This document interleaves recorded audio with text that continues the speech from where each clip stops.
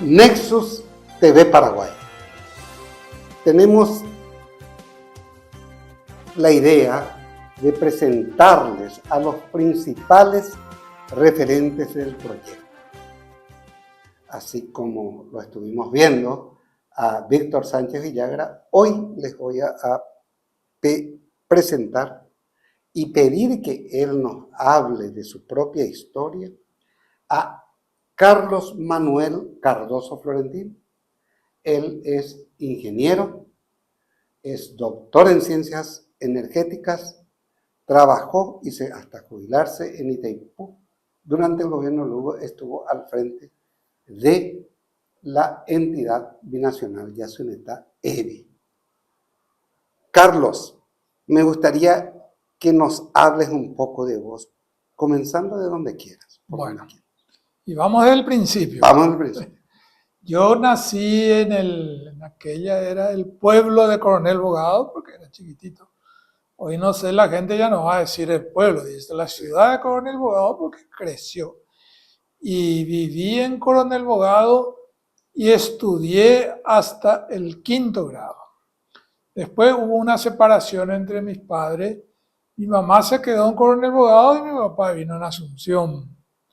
Entonces yo vine con mi papá en Asunción y comencé a estudiar en Asunción, ¿verdad? Hice aquí el 6º y el primer curso. Concluido el primer curso, bueno, tenía, porque ya falleció lastimosamente, un tío militar y me dijo no quería ir al liceo militar. Y no sabía bien qué era, pero en esa época el cadete era una figura, ¿verdad? Claro. Y eso me atrajo y dije, bueno, me voy. Ya se llamaba Liceo Acostañú. Ya se llamaba Liceo Militar Acostañú. Ya. Y me fui al Liceo Militar Acostañú, en donde terminé lo que sería la secundaria, ¿verdad? Terminado el liceo, tenía 2 caminos que elegir. A mí me gustaba la carrera militar y a mi padre, que era militar, no es que le gustaba mucho porque decía que había muchas interferencias para irse hacia adelante. Entonces él me indujo a que vaya a estudiar en el extranjero. Comenzamos a averiguar, había un convenio Paraguay-Brasil donde uno se iba como estudiante convenio al Brasil, tenía todo liberado en la facultad. No pagaba nada, claro que tenía que pagar el mantenimiento, residencia, eso sí te tocaba, y me fui al Brasil. Y estudié durante 5 años la carrera de ingeniería eléctrica. En realidad fueron 5 años y medio año sobrepasé porque al inicio nosotros nos íbamos de aquí de una enseñanza muy inferior a lo que era el sistema brasileño y nos fuimos sin hablar el portugués. Entonces allá, el primer año, no es que fracasamos porque pasamos varias materias, pero era toda una secuencia que si vos te atrasabas ya en una materia de la cadena, difícilmente terminaba la carrera en 5 años. Y eso me pasó a mí. Entonces me fui más medio año, terminé en 5 años y medio. Ahí volví al Paraguay y bueno, cuando volví al Paraguay tenía otra vez, ahí tenía ya 3 opciones de qué podía hacer. Era un ingeniero recién formado. La primera opción era trabajar en las consultoras, otro era entrar a trabajar en la ANDE y otra era entrar a trabajar en Itaipú. O sea, para que me quede bien claro nomás, vos te recibiste de ingeniero eléctrico en Brasil. En Brasil. En San Paulo. No, en la Universidad Federal de Santa María, en el estado de Río Grande do Sul. Santa María, la ciudad. Ya, correcto. Y bueno, y vine, hice mi evaluación. Y en esa época las consultoras estaban, digamos, de moda. Estaban de moda. Estaban entrando. Era Consultora Paraná, recuerdo que se creó, creo que por esa época. Exactamente, por ahí. Y bueno, comencé a hacer algunas entrevistas, me fui a la Ande. En Itaipú no llegué a irme porque me fui después a la consultora Alto Paraná y la diferencia luego era demasiado grande. Era grande. Entonces entré a trabajar en la consultora Alto Paraná. Ujú. Estuve ahí trabajando 2 años y medio y después ahí tenía la opción de irme a Itaipú por la consultora, pero para trabajar en la obra. Sí. O tenía que salir y elegir tal vez entrar en Itaipú o entrar en la Ande. Pero en esa época he visto un llamado a estudiantes que querían hacer curso de posgrado. Ujú. Era por la OEA. Sí. Entonces agarro y me voy y me presento en la OEA y me recibieron y por poco ya no me dieron la beca. Era Espectacular. una beca, digamos, más o menos, no era que ganaba mucho. Hasta ahora me acuerdo, era $500 mensual. Ujú. Y tenía que ir a hacer la maestría, Sí. el mestrado, como se llama en el Brasil. En Brasil. En Brasil, porque, bueno, podía haber ido en cualquier otro país de Sudamérica, Sí. pero pues yo me recibí ya en el Brasil, ya conocía el ambiente, ya conocía las universidades, cómo era el ritmo de vida. Entonces comencé a investigar y decidí irme a la ciudad de Florianópolis, En Florianópolis. donde estaba la Universidad Federal de Florianópolis, visto que ahí eran los maestros todos eran doctores. Ujú. Y había una particularidad, la gran mayoría de ellos eran doctores que hicieron su doctorado en Francia o en Inglaterra. Entonces era una tendencia de la Universidad Federal y eso me postulé y pasé otra vez y me fui a estudiar en Florianópolis. Ahí me fui a estudiar, un año era de materias Ujú. y el segundo año era para la tesis. Sí. Y me llevó 1 año y medio culminar mi tesis. Ujú. Culminé, vine con el grado de mestre, como se dice en el Brasil, magíster, se dice acá, ¿verdad? Y bueno, estaba desempleado. Pero podemos saber sobre qué versó tu tesis de maestría. Y bueno, mi maestría yo lo hice en el área de sistemas de potencia. Sí. O sea que yo me especialicé, digamos, en alta tensión y extra alta tensión, particularmente en centrales hidroeléctricas, sistemas de transmisión, toda esa Correcto. parte, sistemas de potencia. Había sistema de distribución, había sistema de protección, pero yo me fui en sistema de potencia. Ujú. Entonces volví con mi título aquí y ahí debía nuevamente de elegir hacia qué lado me iba, ¿verdad? La consultora de nuevo. Ya estaba cuando eso en Sacramento, el local de No, la consultora. ya terminó cuando eso, Ya terminó el luego, Alto la Paraná Alto ya Paraná ya está. no existía. Sí, por eso 2 años antes, cuando yo me fui, ellos ya estaban trasladándose a la obra, Ah, estaban ya. trasladándose a Ciudad del A Ciudad Este y del Este. Itaipú. Y bueno, vine y ya no tenía la opción de trabajar en Alto Paraná. Y por lo visto habré hecho un buen papel en Alto Paraná porque el técnico, el director técnico de la empresa esta americana, italiana, Ecoel, Sí, me llamó y me dijo, te necesitamos, ¿no? Me preguntó luego si quería venir a trabajar con ellos o no. sí. Te necesitamos, vení, vamos a hablar. Vine, hablé con él, me dice, te necesitamos, pero allá en obra. Pero él no es, ¿verdad?, aliado de Electroconsul. No, eran un consorcio, IECO y él, Él era Electroconsul. Electroconsul. Y la IECO Ah, era la International Electricity, no sé qué van, de sí, Estados Unidos. ya. Ellos formaron un consorcio y el consorcio se dedicaba a dar atención a los problemas de obra. Correcto. Entonces me fui por la IECOEL a trabajar en la obra de Itaipú.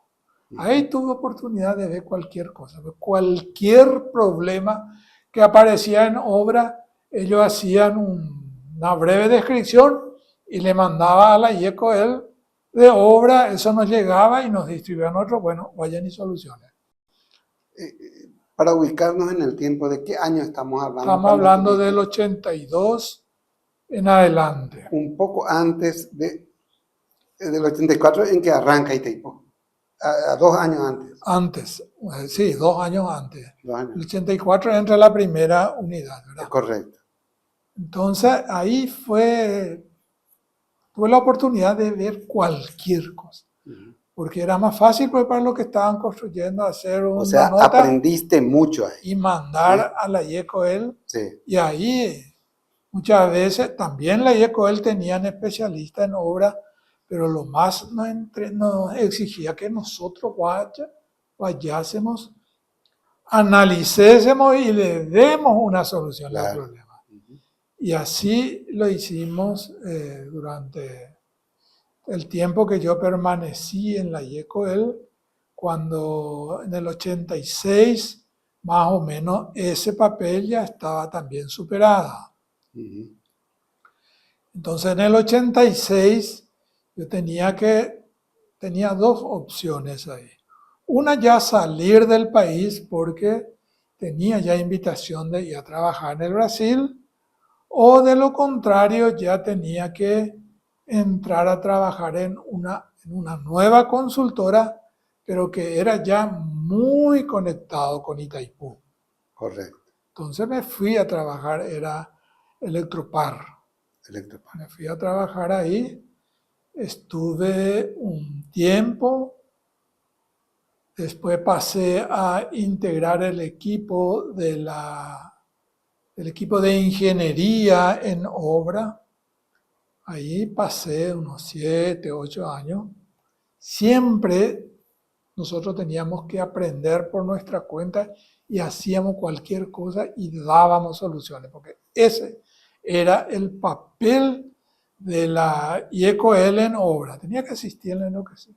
Y yo tenía especialistas, pero llegaba todos los días cientos de orden de servicio, se llamaba, y aquello que era más complicado como estudiar el corazón de las turbinas, de los generadores, se le iba a los especialistas y ellos llevaban a Estados Unidos o Inglaterra, analizaban y volvía a la solución, pero que eso que ocurría ahí lo teníamos que solucionar y lo solucionábamos nosotros.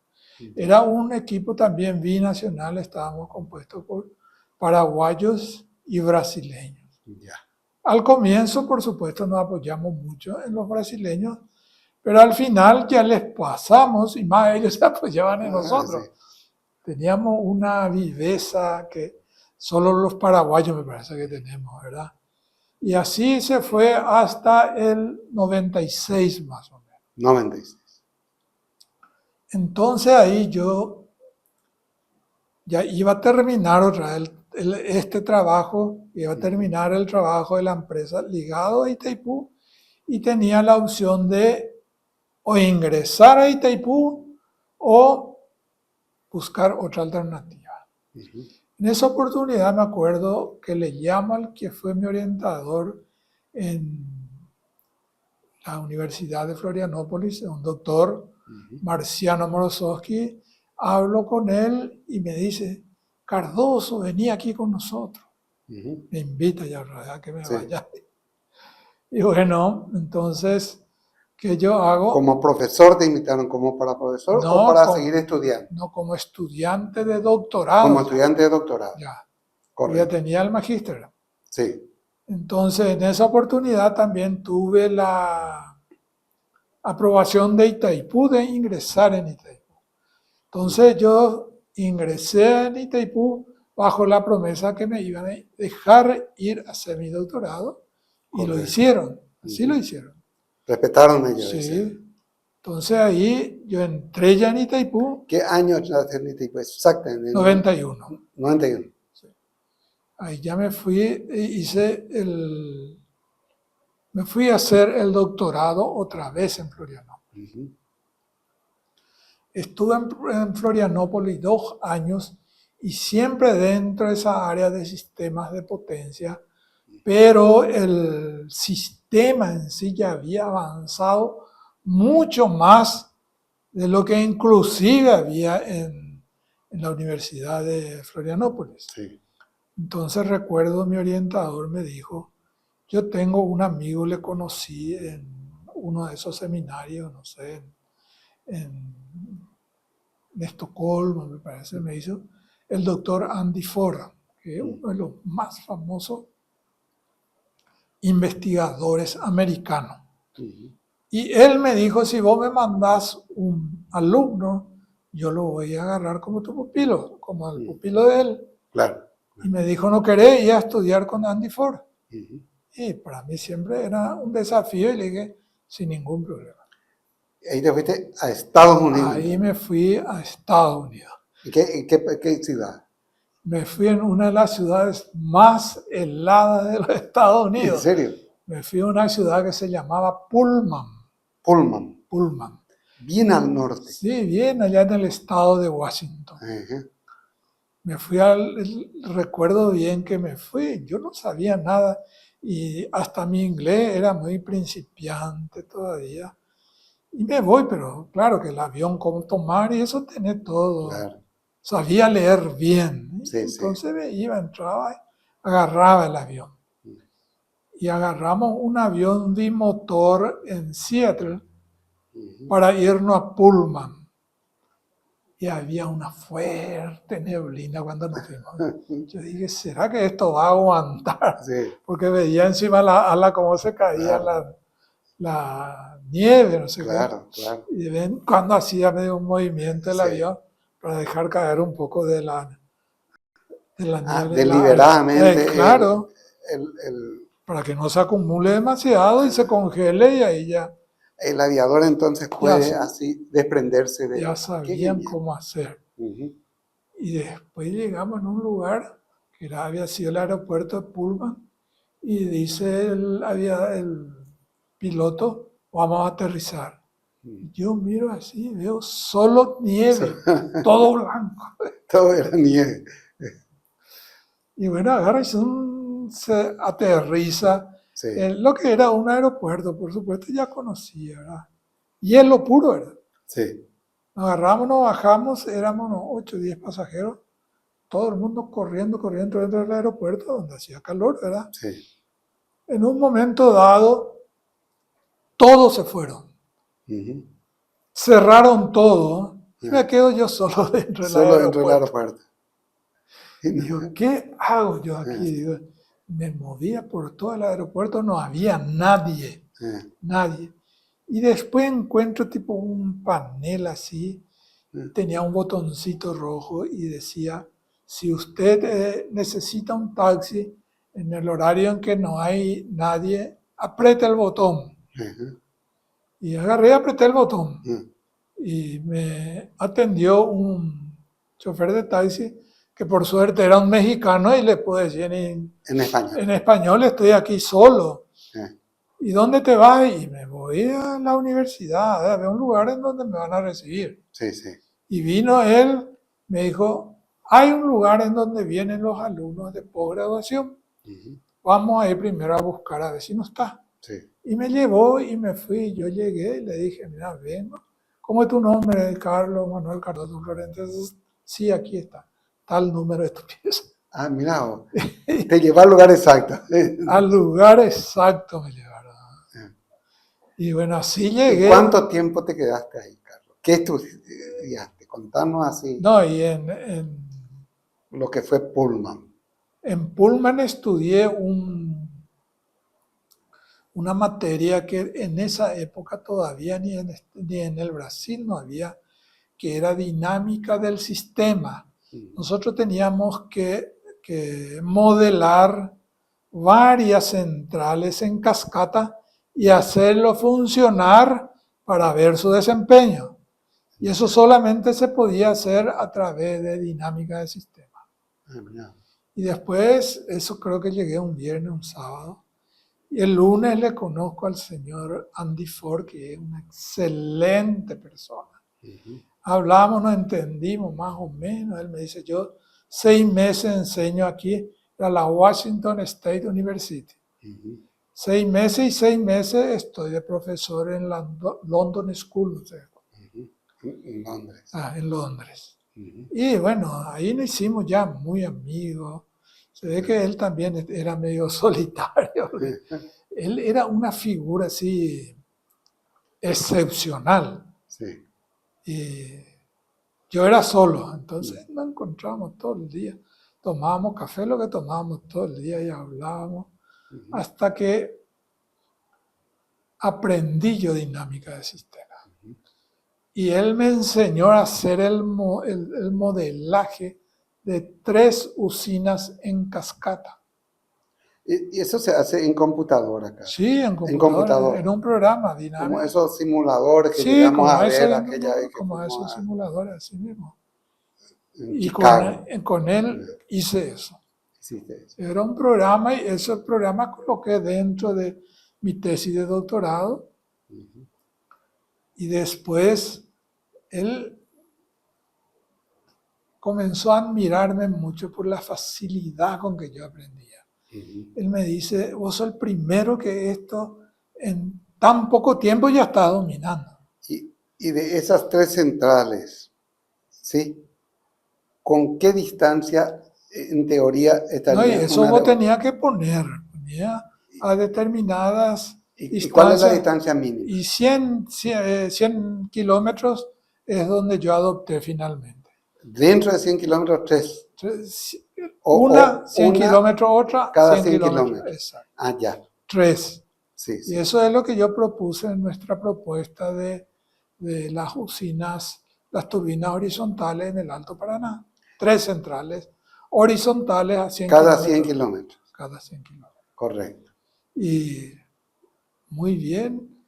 Él ya no quería que yo vuelva. Quería que te quede ahí No ahí. a Me enseñar. dijo, yo tenía compañeros, investigadores en otras universidades. Me dijo, yo te consigo inmediatamente. Y me hizo una oferta para una universidad. Tal así que cuando yo volví, ellos me continuaban escribiendo para volver y trabajar en Claro. investigación en la universidad, ¿verdad? ¿Y cuánto tiempo te quedaste ahí, Carlos? Yo me quedé ahí 7 meses.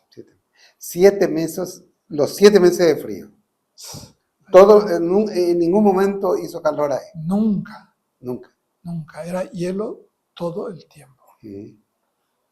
Y sí, pero al final uno ya se acostumbra a vivir en ese ambiente porque todas las casas, todas las clases, todos están preparados para el frío. Correcto. Entonces ellos usan esos sacos gruesísimos, vos te pones y salís. Y en cualquier parte donde vos llegues ya encontrás una percha y pones tu saco y andás de manga corta. Claro, claro. Ya tienen un estándar de vida preparado para ese lugar. Era Sí. espectacular, ¿verdad? Sí. Entonces yo vine Viniste a Florianópolis otra vez. a Florianópolis y ahí ya Itaipú me dijo, bueno, venga ya acá. Ya no permitió continuar en Florianópolis. Pasaron ya 2 años del curso de doctorado y me dijo, vení acá, prepara tu tesis de doctorado. Te vamos a dar tiempo. Tiempo era lo que menos me daban, pero bueno. Claro.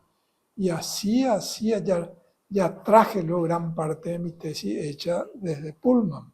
Entonces ya mi tesis estaba todo estructurado y trabajé nomás ya en eso.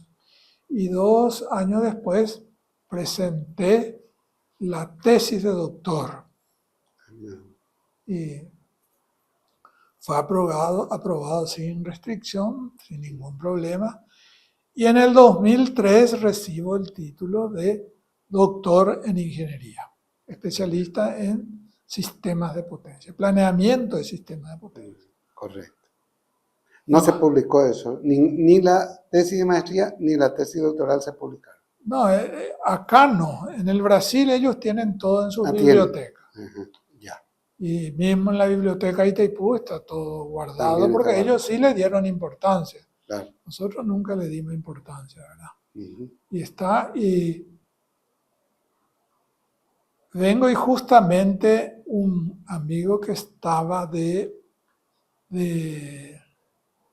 un cargo dentro de Itaipú sube un peldaño más y me dice, vos no querés hacer tal cosa.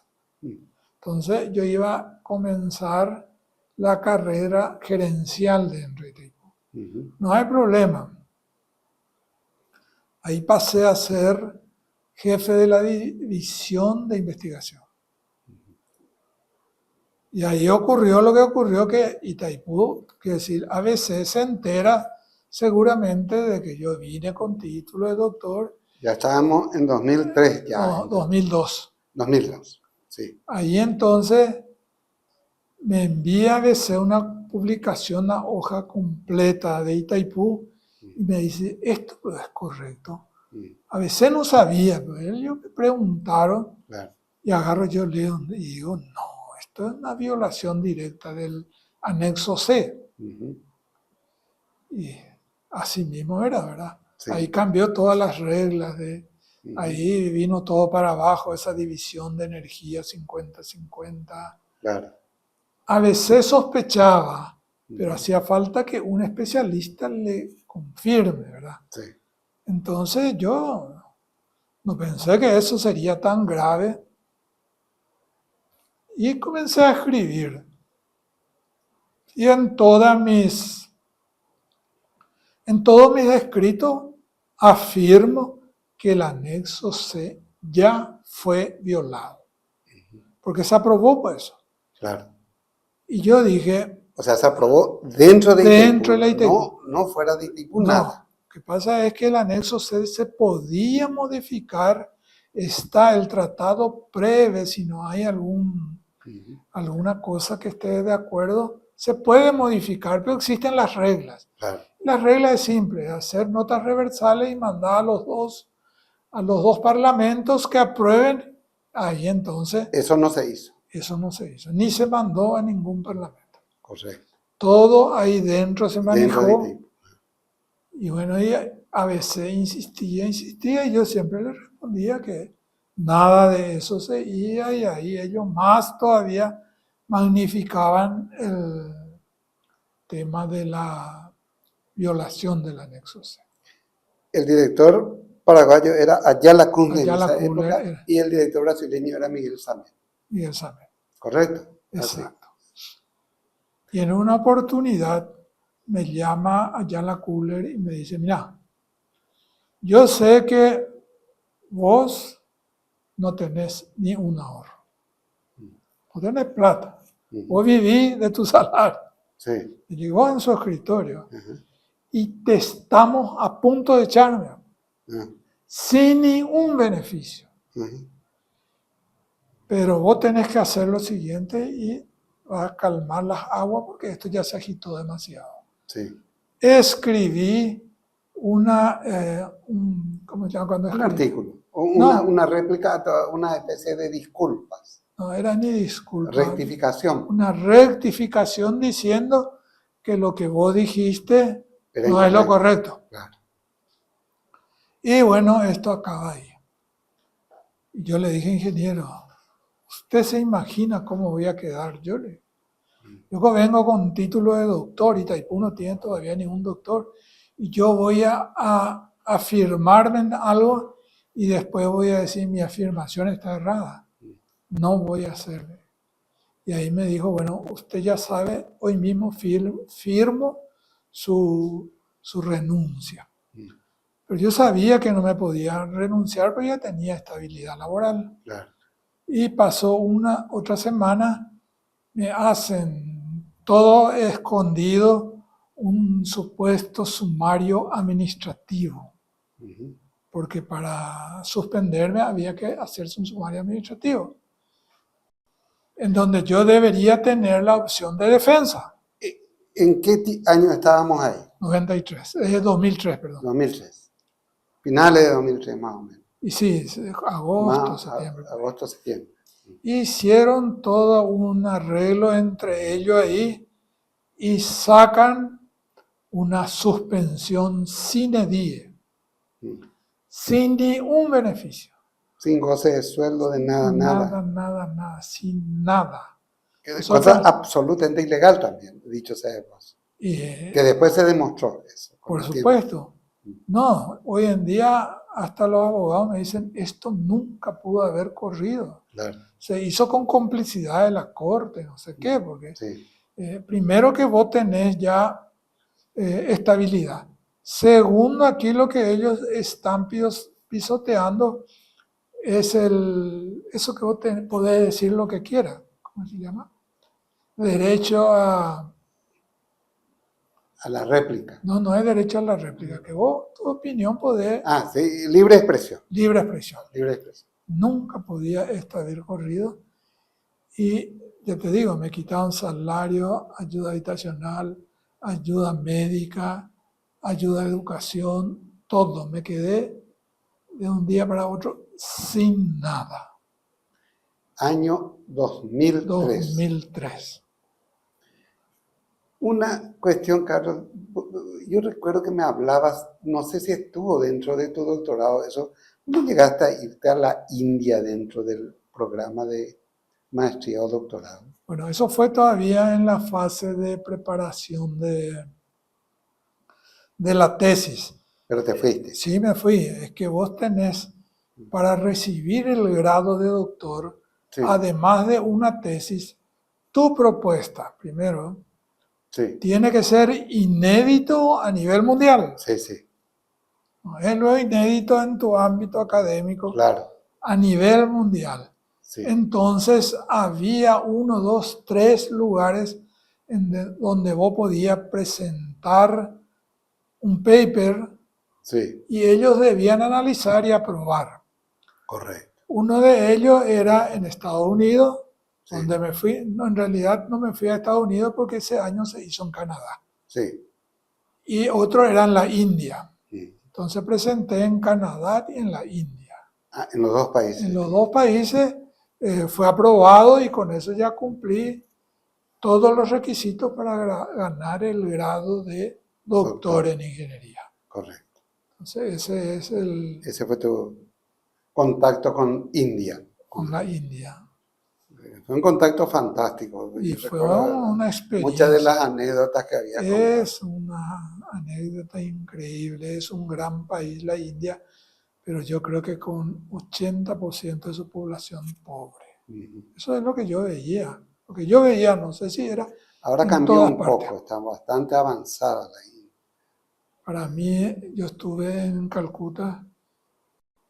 Calcuta era peor que el Mercado 4. Calcuta es una ciudad de no sé cuántos millones de habitantes. Calcuta moría mucha gente en la calle y eso. Teresa de Calcuta justamente hizo su trabajo ahí, Sor Y Teresa me de fui Calcuta. a la tumba de la... Ah, te fuiste a Sí, la tumba de Sor Teresa de Calcuta. sí, me fui. Y lo que me llamó la atención, de mañana salía el camión tipo basurero y mucha gente dormía por la calle y venía, le movía y si estaba muerto, pum, lo tiraba al basurero. Así juntaban la gente. ¿Y cómo pagabas un pasaje, por ejemplo, Carlos? Viste que esos que te llevaban a mano, eso existe, ¿verdad? Sí, Eso que te... ¿eh? ¿Y cuántas hombre rupias te caballo. pedían? ¿Eh? Los hombres Hombre caballo. caballo. ¿Cuántas rupias te pedían? Y era 2 rupias, era hacerte pasear por la ciudad. 2 rupias. Y Y eso, $1 salía 4.000 rupias. 4.000 rupias vos comprabas Era con absurdo. $1. Con $1. Y te cobraban 2 rupias. 2 rupias para hacerte pasear.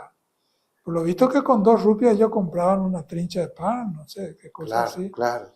Y yo salí, me dio tanta pena que agarré, le di $50 y el tipo por poco no me besó todo el pie. Claro, Imagínate claro, 50 por 4.000, ¿cuánto era? 200.000 rupias. claro. Y 2 nomás Te le habrás comprado correspondía. una casa si te dejo con eso. Más o menos. Pues, pero también eran personas pobres, se le veía toda la costilla. Y estirándote vos, yo era medio gordo en su carrito. Sí. Y bueno, ¿Y cómo te manejaste en ese tiempo, Carlos? Unos años después nos iríamos a conocer en el Verbo Divino, en el Colegio Verbo Divino, si no me engaño. Pocos años después fue, sí. ¿no? 2005-6, más o menos, ¿sí? 2006. Y bueno, en el 2003, cuando me suspendieron de todo, había un grupo contestatario dentro de Itaipú. Ujú. Y ese grupo se reunieron y le dijeron, pero no le podemos dejar a un colega así tirado. Y ellos se juntaban, cada uno daba 100.000, alguna cosa, y me hacían llegar una suma de dinero todos los meses. Ujú. Y así me mantenía. Claro que era una suma pequeña, pero para mí ya era suficiente para continuar. Pero te Por lo quedaste en menos, la casa que estabas habitando. sí, en Te la casa quedaste, donde estaba habitando. ya. Que es la Y, casa que yo conocí, la sí, misma. exactamente. Sí. Y O así sea, de la casa de Itaipú no te echaron, por lo menos no, eso no me no. echaron, me quisieron echar, pero viste La gente se que, opuso y te dejaron vivir ahí. sí, pero es que había tanta gente que vivía en casas así ilegalmente, Claro, entonces no me podían echar a mí. A veces le querían echar a algunos y todos se reunían y le venían y le echaban a los que querían echar. claro, claro. Entonces esas cosas nunca se atrevió y te puedo hacer. Entonces ahí continué escribiendo en ABC, ahí ya apareció Fernando, listo ¿Cierto? su propuesta, ya escribí algunas cosas que eh, opinando sobre Fernando Claro, Lugo.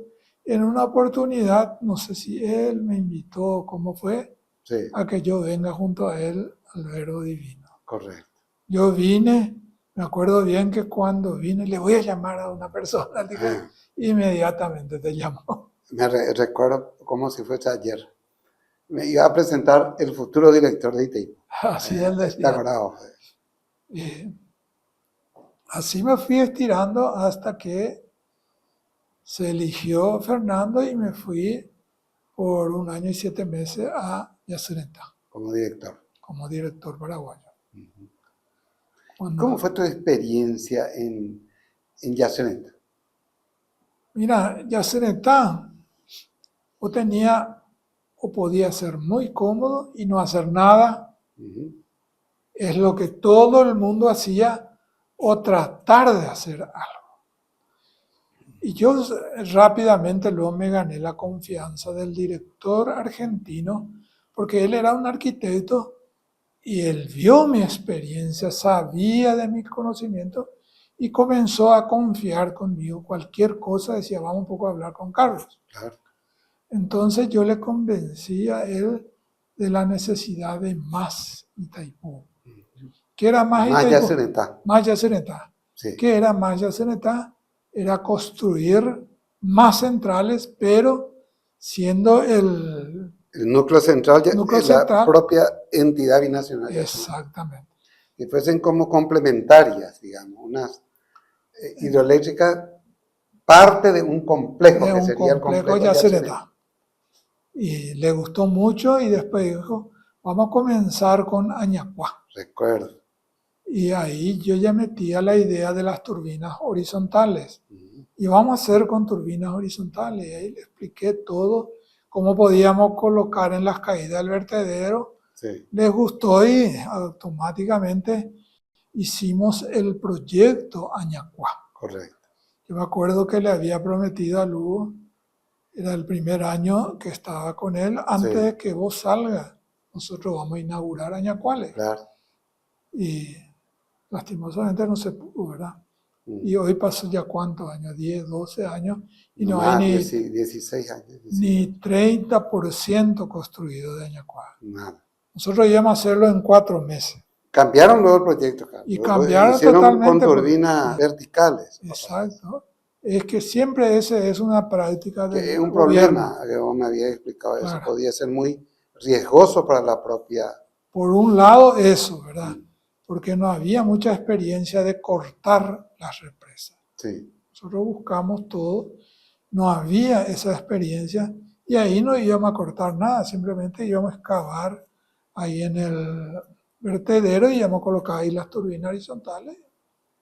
ujú, Era un proyecto fantástico, le sí, gustaba mucho a los argentinos, pero viene un nuevo director y lo que hizo el anterior, y especialmente si era en el gobierno de Lugo, estaba todo mal. claro, Entonces claro. desecharon totalmente. Y comenzaron a instalar de vuelta las turbinas verticales que en un momento dado va a obligar a quebrar la turbina, la presa de Hoy Yacyretá. por hoy, Carlos, casi todos tus ex adversarios se volvieron partidarios de las turbinas horizontales, al punto que el gobierno habla ya de esas. Y sí, Esa propuesta nosotros hicimos llegar, creo que a los últimos 3, 4 gobiernos. así mismo, a todos le hicimos A llegar. Horacio Cartes se le hizo llegar, recuerdo A bien. Marito A Marito se le hizo llegar y a Peña también se le hizo. también se le hizo llegar, a todos le hicimos llegar. Y él llegó y hay algunos que llevaban diciendo, este es mi propuesta. Claro. Nadie nos daba a nosotros el beneficio Claro. de la propuesta, pero eso no importa. El asunto era que se haga. Eso es lo que nosotros queríamos, porque en el 2005 yo ya había dado una conferencia en el Senado y ya había dicho, Paraguay en el 2030 va a estar en crisis energética. Y todo el mundo se reía, ¿qué? ¿Qué crisis Nosotros- energética? Ahora Ah, todo el mundo habla de la y crisis. ahora todo el mundo Inclusive habla. ya dice que el año que viene a lo mejor ya entramos en crisis y ese tipo de Y lo cosas. peor, Roberto, es que yo le escucho a veces a muchos especialistas que hablan de Cualquier cosa hipótesis dice, y dicen cualquier cosa. ¿cierto? Le escuché a un especialista que dijo, sí, la crisis energética se viene. Pero si todos los habitantes del Paraguay deciden no prender su aire acondicionado, nosotros podemos tener energía por más de años. Eso es una propuesta razonable. Ese debería ser llevado directamente a un neuropsiquiatra. Nadie consigue dormir en este país sin aire acondicionado. Hoy, con este calor, supera los 40 grados. Dijo, sí, todos, no sé cuántos miles de aire acondicionado hay en el país. Me parece una disparata. Disculpa, Y que sí, me disculpe el que lo dijo, pero me parece cualquier cosa yo escucho por ahí. y bueno, y eso mismo yo escuché. Y escucho, cualquiera habla del anexo C, pero nada habla de la esencia del anexo Claro. C. Todo el mundo dice la tarifa, la tarifa. Hay Es un cierto, pero hay campeonato de otras cosas. nacionalistas también y se le ofende gratuitamente a gente honorable como Lula mismo, agredida así por Y sí, gente que ni si vuelvan a hacer 10 veces se va a aproximar a lo que hizo Lula. Por este país mismo, te digo. ¿no? claro. No hizo favores inmensos en su momento, ¿verdad? Y otro aspecto, una vertiente más nomás, Carlos, antes de concluir. Tiene una larga trayectoria como docente universitario. Sí. ¿En qué universidades enseñó? Y yo comencé en el 92 a enseñar en la Universidad Nacional del Este, Correcto. en la UNE, en la Ciudad UNE. del Este, desde el 92. Sí. O sea, casi 30, estamos hablando de más de 30 años. Y sí, muchos años, pero hubo interrupciones, porque cuando me fui a Yacyretá, interrumpí, había otras Claro. interrupciones, pero prácticamente las principales materias de ingeniería eléctrica enseñé en la universidad.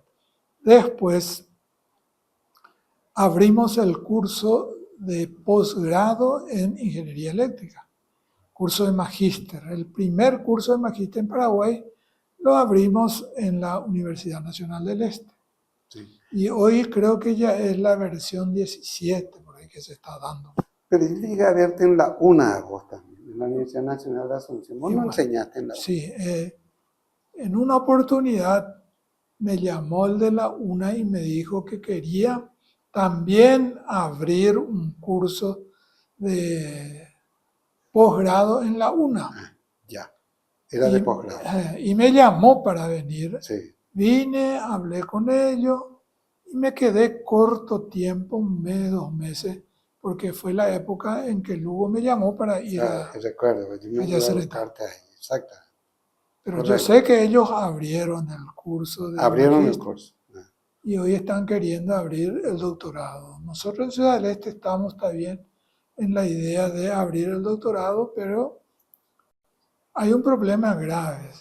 El doctorado ya no se puede hacer más ni online ni a distancia. El doctor, futuro doctor, tiene que participar. Ujú, y tiene que participar a full time. ujú. Entonces, ¿qué es lo que pasa? Que te tenés que darle condiciones de vida. Sí. Entonces, en el Brasil, por ejemplo, un futuro doctor, la CNPq, Mm, le da ya un salario de $2.500, claro. que equivale a un ingeniero ya más o menos. Sí. Y con eso él viene y estudia. Ujú. Ahí tranquilo, ¿verdad? Con Otro eso enfoque. puede. Ese enfoque es lo que no hay en Paraguay. No hay recursos para darle medio de vida al futuro doctor. Y Correcto. esa metodología de online o part-time no funciona en los cursos de doctorado, Correcto. por lo menos en ingeniería eléctrica. Y decimos una curiosidad que yo creo que le puede interesar a la gente. ¿Ustedes llegaron a hacer curso de robótica en la Facultad de No, Ingeniería? hay un grupo de robótica Hay que un es grupo de robótica fuertísimo, que la UNE, obtuvo premios sí, enormes internacionales en a Norteamérica y nivel todo. mundial, ¿eh? Sí, hay un equipo Eso muy bueno existe en en la Ciudad del Universidad Este. del Este. Exactamente, hay un equipo muy bueno. Fabuloso. Y políticamente, Carlos, por hacer un redondeo final, ¿en qué cosas estuviste? ¿Nunca fuiste muy activista políticamente? Fuiste Y afuera del tema Lugo que me consta y hiciste mucha campaña a Lugo con le muchos acompañé amigos. por todos lados cuando iba al Alto Paraná. Sí, No todo el país, al Alto Paraná yo le acompañé sí, yo bastante a recuerdo. Lugo. Sí. Y después participé pero también la historia de para ser político tenés que tener recursos, tenés que separarte un poco de la familia. Un importante político paraguayo te dijo un día que vos quisiste ser senador. No vale la pena esto, ingeniero. Vos tenés Exacto. que ser director de una de las binacionales. Así me dijo un importante político de la época. Mm. Pero Pero son era cosas del como te pasado. veía así. Es como me veía. Él me decía, vos te vayas. Pues yo veo que en el Senado, por ejemplo, nadie conoce de energía. No, En hoy yo escuché diputado, barbaridad. nadie conoce de energía. Sí. Entonces yo dije, una contribución de un especialista debe ser importante. Mm, Ya la gente no lo vio así, claro. ¿verdad? Y bueno, Pero por no eso, necesariamente como parlamentario, ¿verdad? Pero por lo por menos eso. para unas charlas así, en vez de estar discutiendo, se escucha barbaridades de todo tipo en el Senado, sobre Y todo, por supuesto, donde se discute el tema del anexo C y la gente habla sin habla conocimiento cualquier cosa. de Inclusive, causa. creo que en el gobierno anterior había un grupo de 3 personas que le asesoraban al presidente de diputados y se iban por el interior a presentar Pero charlas. ninguna de esas tres personas fueron muy importantes en el que yo sé, No, en una oportunidad se fue a Ciudad del Este. ¿sí? Ah, sí, yo ¿Para, le dije, para qué? Porque eso se es fue. interesante que cuentes un poco. Se hizo en el La- auditorio central de de- la Universidad Nacional del Este un es debate. un debate. Sí. Y me invitaron a mí ahí los directivos, me dijo, venía a escuchar si hay algo que discutir. Y era todo barbaridad de lo que decía. Sí. Entonces yo comencé a apuntarle sus errores, a apuntarle sus errores. Se quedaban rojos, no sabían qué decir. Fue la última charla que tuvieron en el interior del país. Correcto. Y ahí acabó, pero es que era algo vergonzoso lo que Sí. decían. Decían, por ejemplo, kilowatt en vez de kilovolt-ampere, Ah, sistemas de unidades, que es lo más básico que claro. existe Entraban en en terreno ingeniería. totalmente Totalmente desconocido. desconocido, pero como nadie conocía, ellos pasaban como A mí especialistas. siempre me sorprendió eso, que nunca el Congreso te haya llamado a vos, por ejemplo, para escuchar, No, y eso fue la o a vez. Kencho Rodríguez mismo. Imagínate, él estuvo en el Senado y no integraba esas delegaciones que iban por ahí a hablar por decir, hablarte de una persona que sí conocía Sí. el tema técnicamente, Y ¿no? no sé, no hay interés, no sé cuál es el problema, pero esa vez que yo me fui al Senado a hacer la charla, Prácticamente había un montón de senadores ahí Que diciendo, tenía- ¿qué es lo que viene así este boludo aquí? ¿Dónde? ¿Qué ¿Dónde crisis nosotros va a vamos a haber? hablar de crisis? Y me acuerdo que esa fue la oportunidad que Kencho salió a hablar y dice, no se olviden de esto que está alertando el ingeniero Cardoso. Ah, Va estaba a Kencho ahí ocurrir, presente. va a ocurrir, Va a dijo, ocurrir. dijo Kencho. Él fue el único que, El único porque era el único que entendía. Esa es la verdad. Carlos, muchísimas gracias. Creo que pintamos un perfil completo o relativamente completo de esto. Algo que le quieras agregar que consideras así, que que te podría... interesa, le puede interesar a la gente saber de vos. No, yo creo que lo principal está dicho, ¿verdad? Realmente jugaron a matarme, Sí. porque no puede ser. Yo, si a mí el director me dijo, yo sé que no tenés ni un ahorro, cuando él me llamó, Ah, tenés familia en el colegio, tenía una hija en la universidad y te vamos a suspender, sí. retractate, me dijo. Retráctate. Escribí un artículo retractándote de todo lo que dijiste. Y no lo hice porque me pareció que era absurdo. Claro.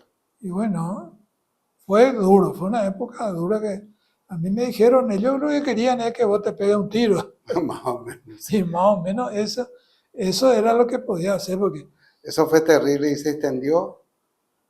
Esa suspensión se extendió por largos 9 años, 9 años de suspensión. 9 años de suspensión. Yo recuerdo que cuando te pagaron todo eso, de una vez fuiste tapa de ABC. Me dijeron que cobré $1 millón, Un millón de dólares se llevó Carlos pero ni Cardoso. cobré ni $300.000. Eh, Era todo mentira.